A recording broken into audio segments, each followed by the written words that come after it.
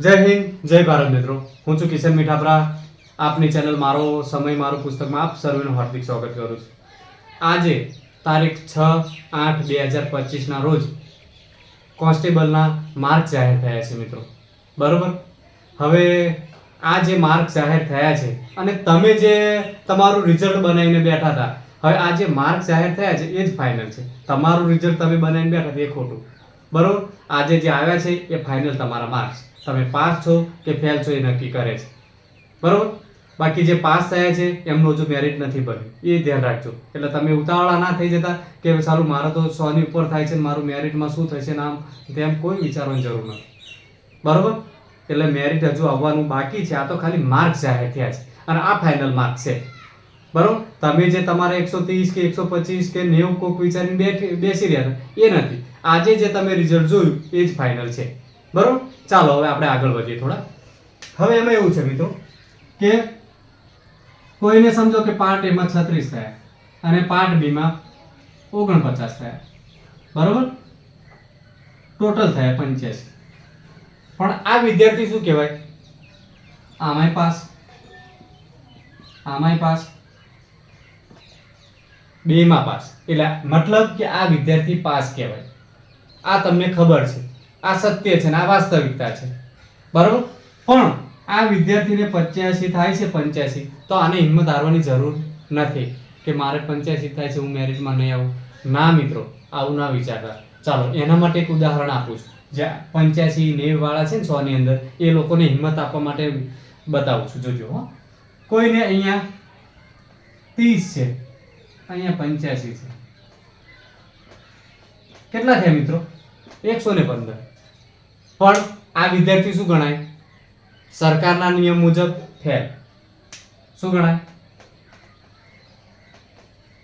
Fail.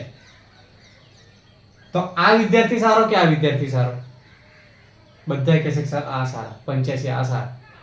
કારણ કે આને તો હજુ જીવંત આશા જીવંત છે, ઓક્સિજન ઉપર નથી. આ લોકો તો જતા રહ્યા. આ ઓક્સિજન ઉપર ચાલુ છે કે આ જીવી શકશે. એટલે આશા રાખવાની છે આવા મિત્રોએ. અને આવા મિત્રોએ 115 થાય છે, ભલે 115 થાય મિત્રો, પણ અહીંયા શું બતાવે છે? ફેલ. તો નપાસ જ ગણશો. બરોબર. સરકારના નિયમ મુજબ ફેલ છો. હા, તમને એવું લાગે છે કે મારે સુધારો વધારો કરવો છે તો તમે અરજી કરી શકો છો. કેવી રીતે અરજી કરવાની છે એ બતાવું તમને. કે તારીખ 7 આવતીકાલ 7 ઓગસ્ટ 2025 થી 21 ઓગસ્ટ 2025 સુધી તમે અરજી કરી શકશો. ક્યાં કરવાની છે, કેવી રીતે કરવાની છે હું બતાવું છું. બરોબર. રીચેકિંગ, તમારે રીચેકિંગ કરાવવું છે તો 500 રૂપિયા ફી તમારે ભરવી પડશે સરકારની ડિમાન્ડ ડ્રાફ્ટ કરીને. બરોબર.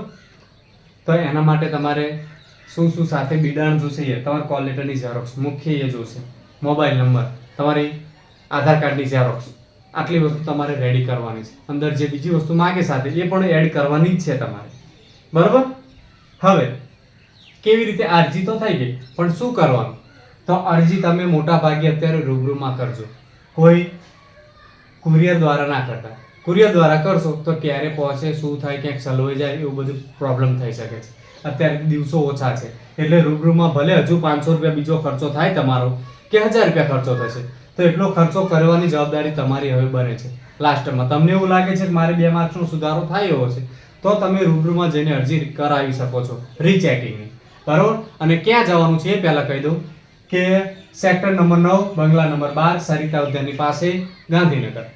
હવે તમે જ્યાં જેને દોડની એક્ઝામ દોડની એક્ઝામ નહીં, દોડની તારીખ તમે જ્યાં બદલાવા જતા હતા એ જ જગ્યાએ જવાનું છે મિત્રો. બંગલા નંબર 12.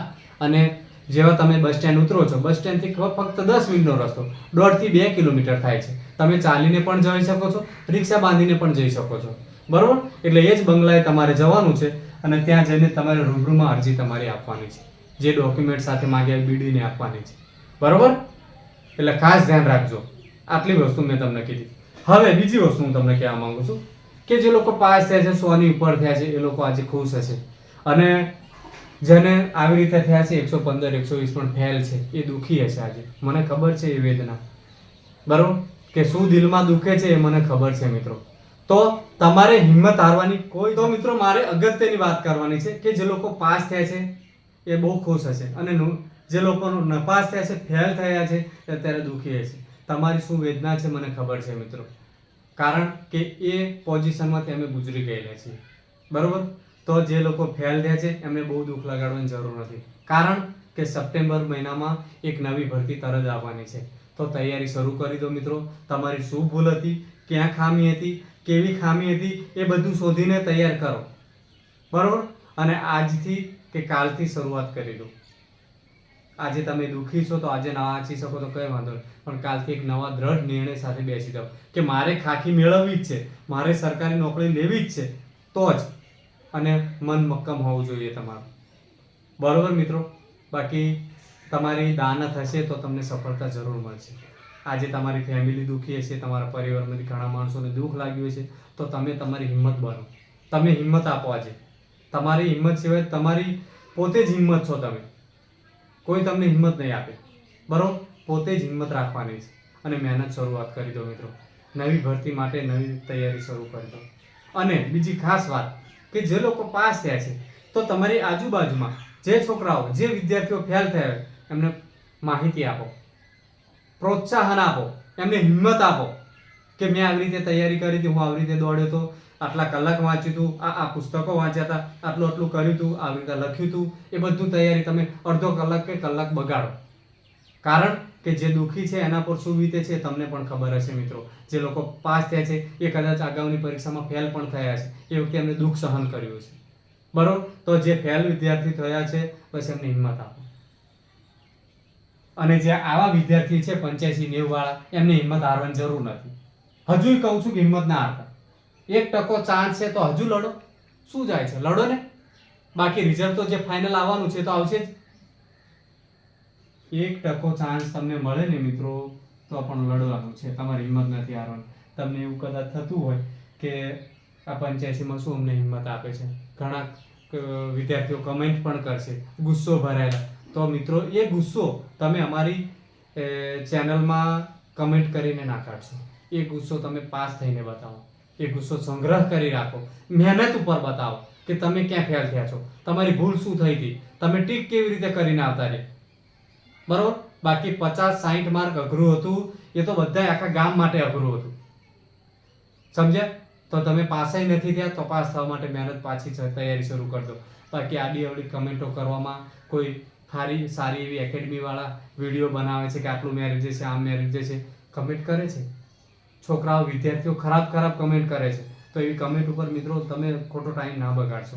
એ કમેન્ટ કરવાથી અમને કોઈ ફરક નથી પડતો. તમે સમજે? ખરાબ કમેન્ટ કરશો શું અમે કરી લેવાનું? કંઈ નથી તમારું કરી લેવાનું, પણ તમે તમારું સમય વેડફો છો એવું કરીને. અમારું કામ છે પ્રોત્સાહન આપવાનું, તમને હિંમત આપવાનું. બરોબર? અને તમારું કામ છે મહેનત કરવાનું. સમજ્યા? એટલે તમારામાં શું ખામી હતી, પોતાના પહેલા ખામી શોધો. કોઈ બીજાના ખામી ના શોધશો, પહેલા અંદર ગોતો કે મારામાં શું ખામી રહી ગઈ, કયો પ્રશ્ન મેં ભૂલ કરી, કયું વાંચવાનું મારું બાકી રહી ગયું, કયા વિષયમાં મહેનત ઓછી હતી, એ વસ્તુ વિચારો. બરોબર?